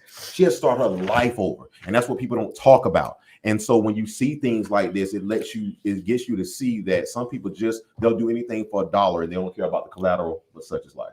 We got a comment here from Steve Strange Official. It says, you guys are dope. I just subbed your channel the other day after watching your vid on Death to Smoochie. Your theory for him being the same character he played in American History X was 100. Steve Strange Official, thank you very much, sir. I appreciate it. Thank you for subbing to the channel and checking out the live. Hey, thank you. And thank you again. Hold on, was that my theory or yours? I can't remember who. That was a while ago. We'll just both take credit for it. Yeah, we did. I mean, yeah. If I didn't come to the conclusion, you would have. Oh, it's just like our both our theory. We just keep it down at my house. What? Friday, man. Oh, okay. It's been a while. It's my bike pump. Thank you, sir. Yeah, we're here every Tuesday. My grandmama over there. And we drop new content. Let your friends know. every Tell a Thursday. friend, man. We're dope. We don't do it either. Let's go. Yeah, thanks for checking in. Thanks for letting us know. That means a lot. All right. We are on my number 2, right? Yep. All right. My number 2 is In the Tall Grass. This is another movie right around when I watched this one right around the time with Death Note, Gerald's Game, the Haunted Hill House. I was just on a horror movie kick, and this is another movie I knew nothing about it other than Patrick Wilson was in it, and Patrick Wilson hasn't ever really let me down. The little teaser scene that they give you on Netflix was intriguing. And I have this rule with a movie, like if I don't know anything about the movie and I'm just going into it, I give it 20 minutes, and if I could turn it off and you haven't made me care, like if I'm not like worried about where things were going or what happens to the lead character, it's like that's on you as the filmmaker. And there's some exceptions with that, but like if you've made something intriguing enough where I want to see where it's going. In the Tall Grass, you're like 45 seconds into the movie and they are already in the tall grass, and it doesn't let up for the whole rest of the movie. And the way it's shot is just it's done real. It's visually very appealing to watch. The director, Vincenzo Natali, I don't know if I'm getting that name right, but he's got a very stylistic style. And if you look at like the other stuff he's done, he did Cube, Splice, Hemlock Grove, Hannibal, Wayward Pines, The Strain, American Gods, Westworld, all things with these very distinct, cool, just like a very calculated style to his cinematography and the way he unveils the story in the Tall Grass. It's a trippy movie, and it's one of those movies where you don't know where it's going to even like right to the very end. You don't know what's going to happen with this thing. And Patrick Wilson is amazing in it. You don't hear about this movie a lot. It's a shame. Say the name up again so they need to look it up. In the Tall Grass. In the Tall Grass. Right now. Is that and again, the same guy that plays in Conjuring? Yes. And he's the guy that gets that believes he's getting his willy whacked by formerly Ellen, currently Elliot Page, and Hard Candy. That was my introduction to Patrick Wilson. Yeah. Strange note really quick before we go to the comments and then to number 1. You said he's getting his willy whacked. You know, there's some strange theory out there that Willy Wonka was actually killing those kids, and that's how he made the candy so good. That's not a theory. That's nothing hidden about that. Willy Wonka was killing those kids. Fucking like 7 or 8 kids walked into that chocolate factory, and no kids walked out. One inherited the factory and was pretty much kept there as a prisoner for the rest of his life to have to run it. What? And the other kids, I was going to say that he showed no remorse when the kids died. What story did you read? When they came on the boat to take the kids on the thing, there were no empty seats, so there was never any of the kids to survive. Oh, yeah, I got you there. All right, Siskel and Ebert. Steve Strange says Hard Candy was a rough one. Yeah, it was rough, but it was done very effectively. Like to have a whole to pretty much have that bit run for a whole feature-length movie. Kudos to the writer, the director, the editor, the actors, because that's like a hard thing to like stretch out for that long without like giving it away too soon what's actually happening. And I think they pulled it off. Literally, well, she didn't pull it off, but the filmmakers pulled it off. There you go. Right, number 1. He. Huh? Isn't she a he now? Elliot Page is now a. It's my Elliot. Oh, speaking of from one of my favorite shows out there, Umbrella Academy. Gino. Check that out as well. Yeah, she's a man now, right? Always has been. How did I not? Only because it's a show. It's not a movie. Check out the Umbrella Academy. It's a series on Netflix. Awesome. Elliot Page and Ellen Page. All the pages are there. The pages. I'm not being funny. I'm whole book. I'm learning. Listen, if I start studying French and I mispronounce a word, I don't want to be sued. I'm still learning about what this world is changing into. I should be granted some leeway. Pardon my French is an expression, not pardon my bigotry. Je le trouve. All right, number one. One. Hey, there we go. Oh, me, sorry. Get we rolled out the red carpet. Sorry, I know. There's two of them. I just ate something. Legally? Blonde? Yeah, I am. Give me a minute. I just farted in my brain. No, I thought that was the movie. No. I'm repeating myself. Star-studded cast. I love this guy, directed by Kenya Barris from Blackish. And this just came out like less than 3-4 days ago. You People. Written and produced by Jonah Hill. Written and directed by Kenya Barris and Jonah Hill. Eddie Murphy, Lauren London, Julia Louis-Dreyfus. I fucking love her. She's hilarious. I love her. Nia Long, David Duchovny, Sam J, Lala Anthony, Rhea Perlman, Mike Epps. I mean, this story right here. Okay, this is about a young, biracially and culturally diverse couple. They meet, they fall in love amidst all the criticism, the misjudgment, and the stereotyping of their own parents. And you know anything about love and relationships, if your parents have something to say, you're going to be like dwelling it and thinking about it. And then you're going to end up probably change your course because you got them in the background. But you know what? They're in the background. They don't know what your heart is. They don't know what the fuck that other person makes you feel. And in this movie, Jonah Hill's a Jewish guy, and Lauren London, she is, and her family are Muslims. Eddie Murphy, and they're all Muslims. So it's like very culturally different. And like when I say that it was a roller coaster for me, I literally cried because I was upset, and then I was so happy. Like, this movie is great.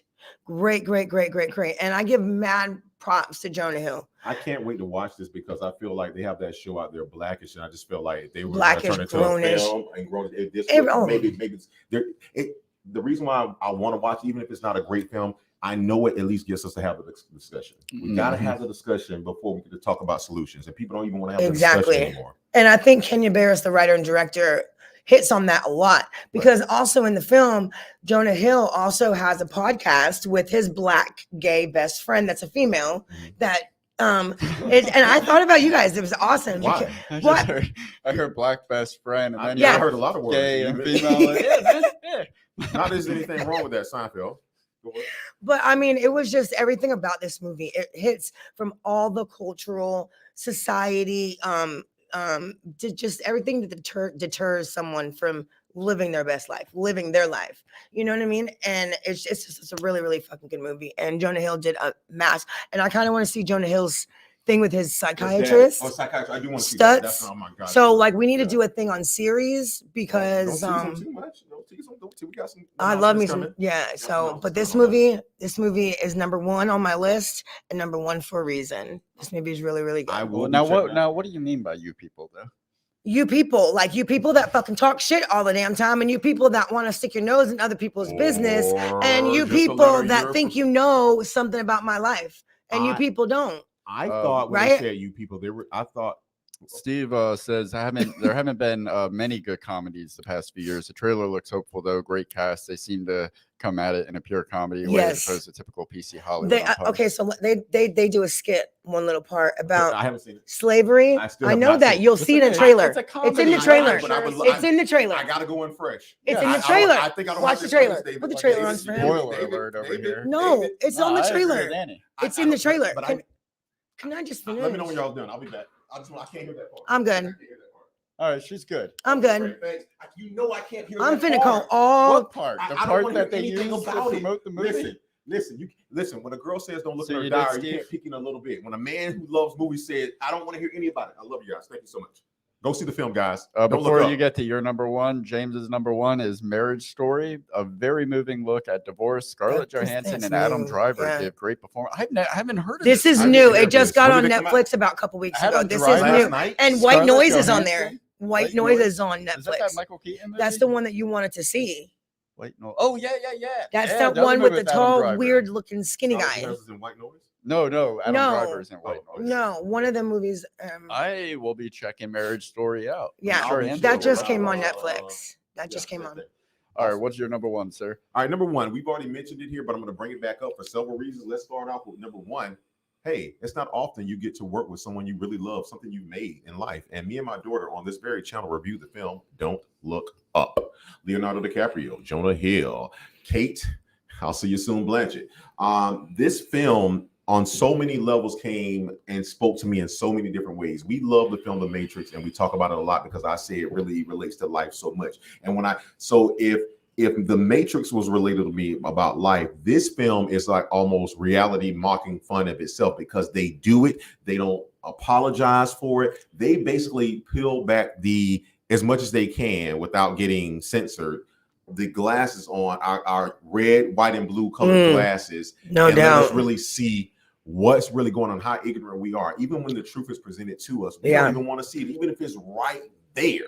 Literally at the end of this film, you have people, the comment is right above their head, and they're looking straight forward, trusting the good old GOV to do and to think for them. And you're fine. And so my whole thing about this is this film really took a chance. And what really shocked me about this is the message that's being said, but yet the actors and actresses that are in it.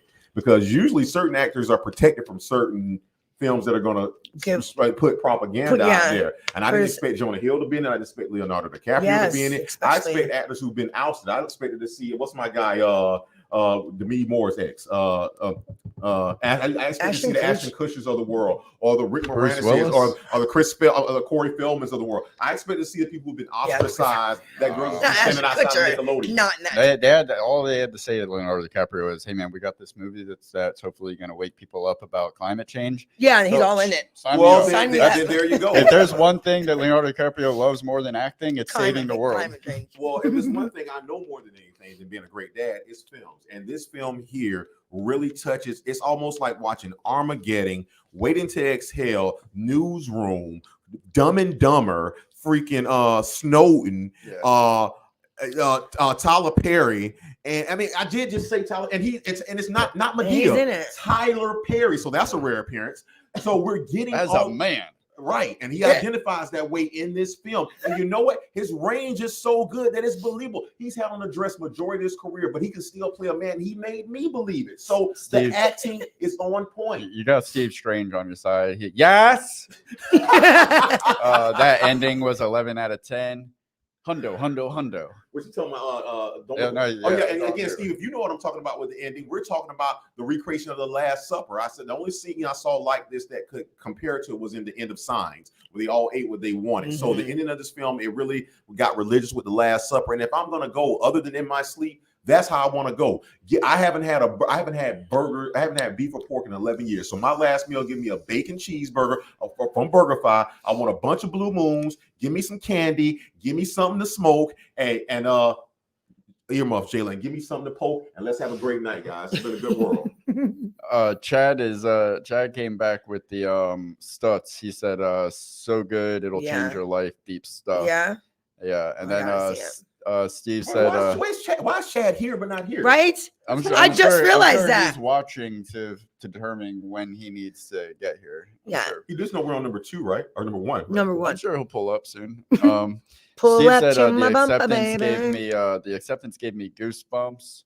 Powerful. That's the end of Don't Look Up. Yeah, very powerful. And the that visual effects, it's believable. Yeah. What made it believable was they didn't go too far with it. It was very and I like that they kept it in the living room or in the dining room. That was the acceptance, the family room, if you will, because you know that like acceptance is the outwardly that's what we've all agreed to sit at the table, and that's how we've all agreed to conduct ourselves, is we've accepted this. But you know that I'd be that person at the table. It's like, man, I really don't fucking accept this. Like, I have to sit here. The part about this film was the most sneakiest message that they got out to the world was, you can literally, they teach you in school, be as smart as you can, because the most knowledge is power. Yeah, no, it's what you do with the knowledge that's power. Because we had all these smart people trying to tell all these people in control who own the TV stations and own the media that, hey, this is the truth.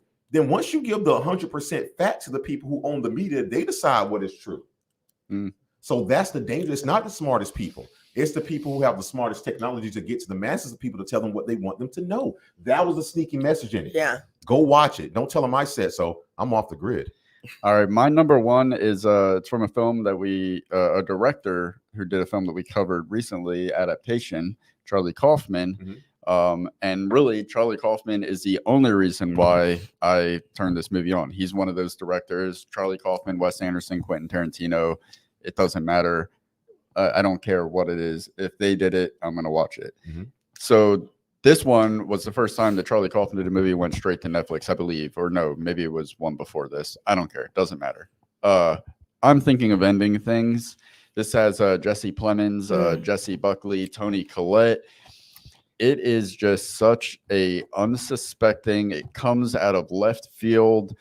You don't I don't want to say anything about it because the best thing that you can do is to go into this knowing absolutely nothing and just let it have its way with you, and it will have its way with you.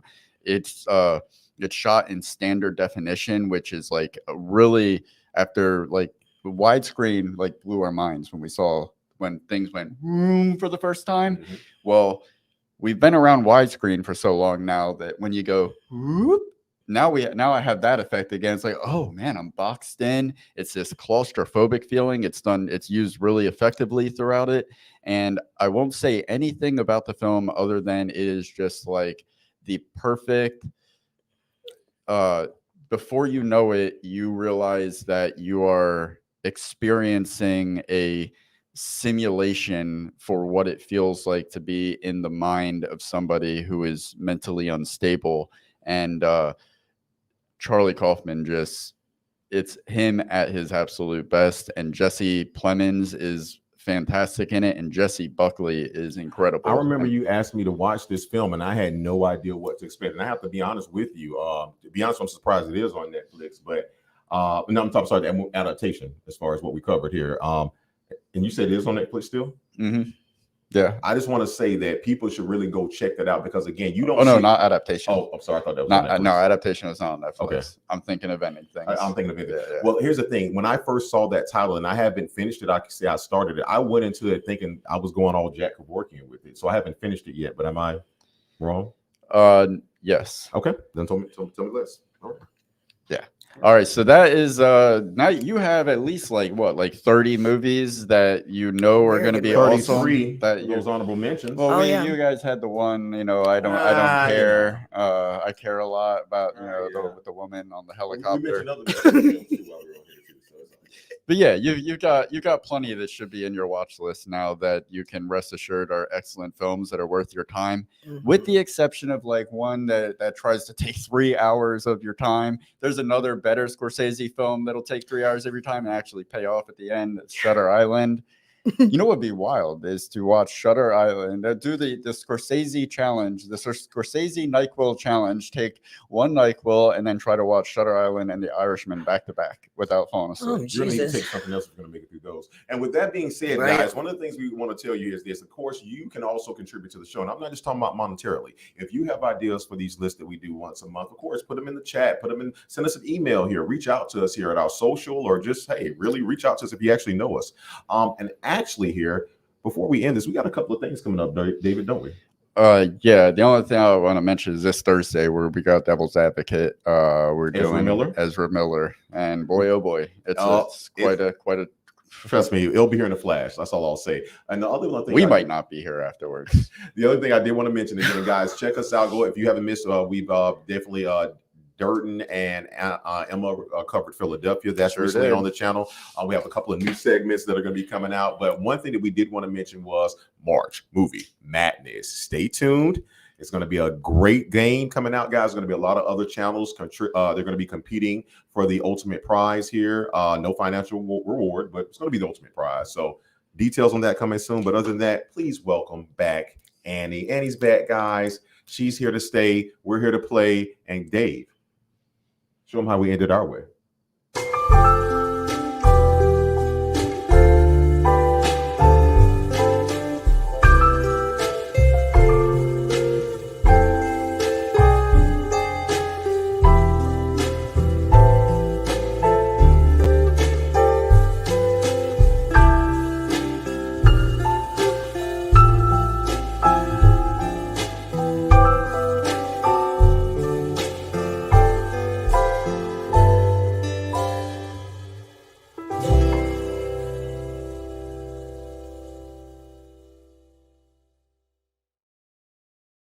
We're gonna have. Oh, wait, hold on. Coming back real quick, because there was a comment that I just had to say thank you. Steve Strange Official dropped us $5. Keep it up. You guys should do some more Sunny in Philadelphia content. They're about to film a new season. Yes. First of all, thank you very much for the $5. Are they really? And the only thing that's been keeping us from doing more Sunny content is because we mainly stick to films on here. But in the future, we have been toying around with the idea of doing TV. So because Royal loves Seinfeld, I love Sunny, and we would love to be able to really dive into those things. The only time that we've had the opportunity to dive into Sunny is when we've had guests on who have been in movies that we were covering who also were in Sunny, and then we got to get into it a little bit then. But in the future, it is definitely on the bucket list for this channel. Something that we will do is go through every single episode of Always Sunny in Philadelphia. It is my favorite show in the whole world. So if it might be the last thing this channel does, but it will happen. Are we still live? Steve Strange dropped $5, so I came back in. To say Steve, hey man, hey, listen, you got us all night. What you need, man? You guys, hey, Steve, we're not that cheap. Guten Tag. You bought us. Yes, man. Hey, appreciate it, man. Please tell your people, come back, support, man. Hey, listen, if you please go down the rabbit hole. It's crazy he found Death to Smoochie, man. Listen, you have no idea what's on this channel. There are a lot of great interviews, man. But hey, I'm glad you found us. We appreciate the support, man. Hey, thanks. We got an interview to conduct. Have a good night, everybody. Thank you again. See you on Thursday. Ezra Miller, you're exposed.